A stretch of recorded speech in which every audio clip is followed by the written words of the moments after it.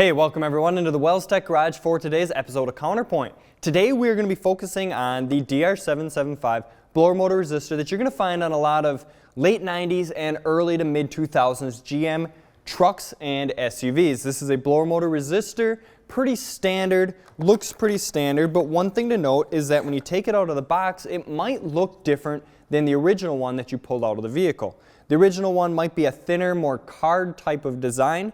This was redesigned by GM. We followed along. It's intended to help improve the cooling aspect of the blower motor resistor.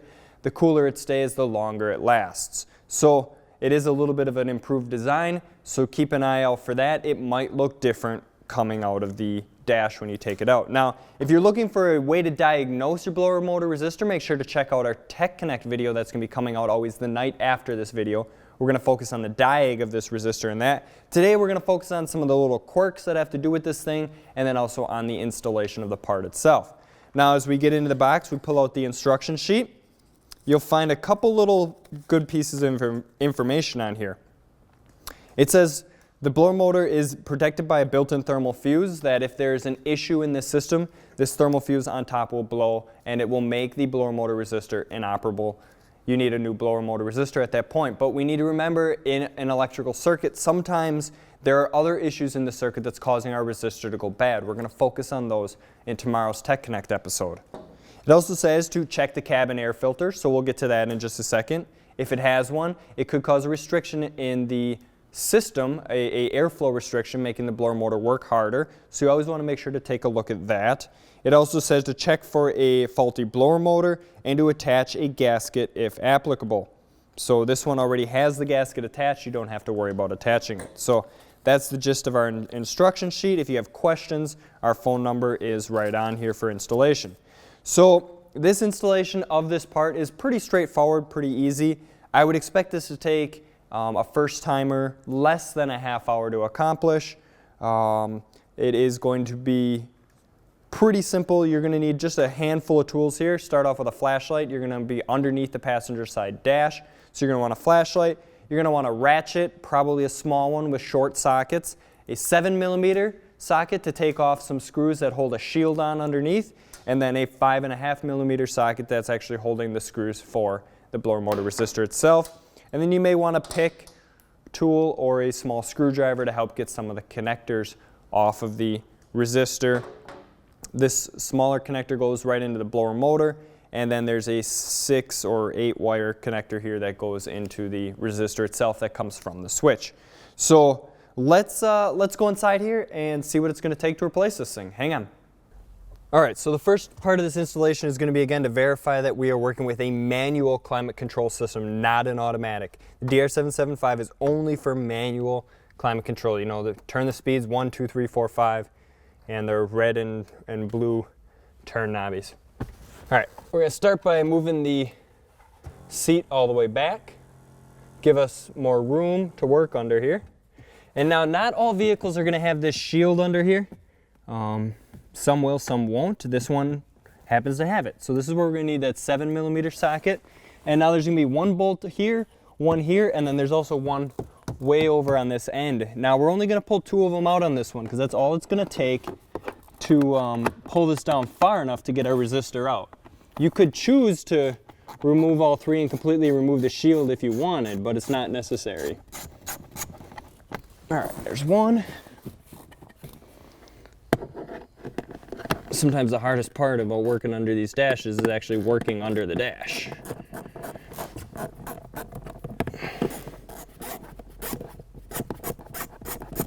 Alright, and 2.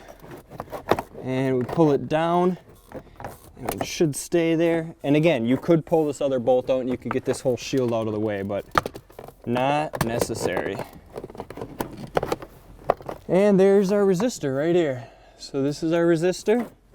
And if we go ahead and zoom you guys in, you can see it right there. We got 2 bolts holding it in, one here, and we have a connector here, and then one going over to the blower motor.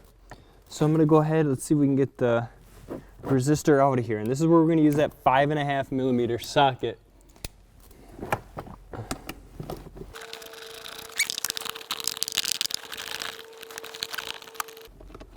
And 2. All right.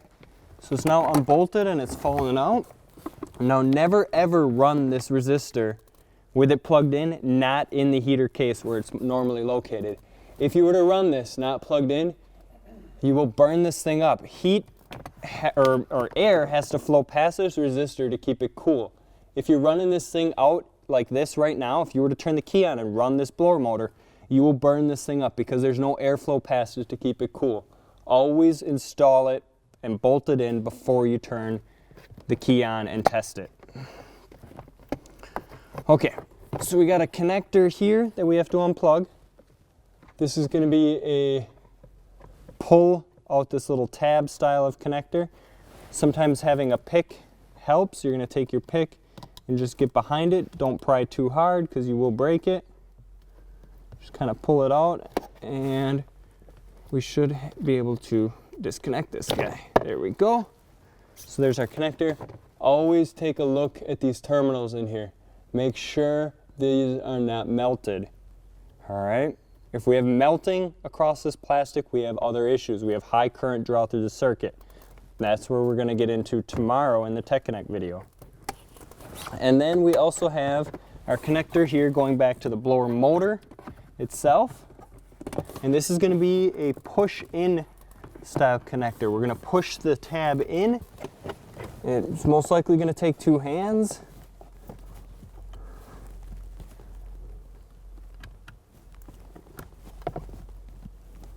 There we go.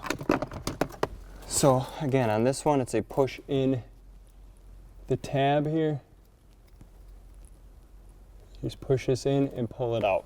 All right, so there's our old resistor. This one does look like it's been replaced at one point. Go ahead, get the new one out.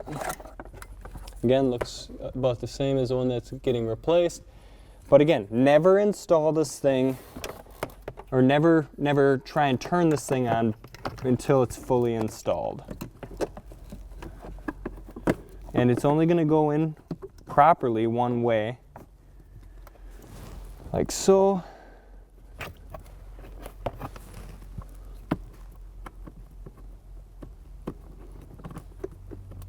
This is where a little air ratchet or battery 1/4 inch ratchet would definitely come in handy. Save on some time here.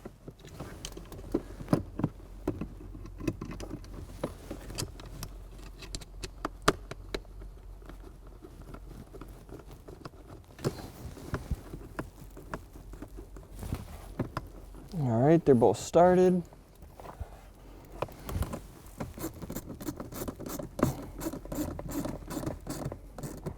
Snug it down. You don't need to go super tight on these. We're just tightening a coarse thread screw into plastic, so no reason to goot and tight these. We're not measuring this in ugga-duggas.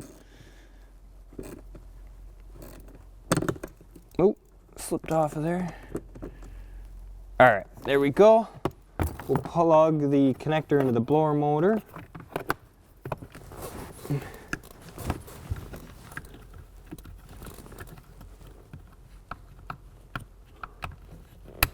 It should click in place and not be able to be pulled back out. That's good. And then our main connector feeding into our resistor. Again, a click, not be able to be pulled back out. And now before I go putting the shield back up, I just like to turn the key on and verify functions. 1, 2, 3, 4, 5. Perfect. Looks good to me. All right. Shield you kind of push back in, push up into place.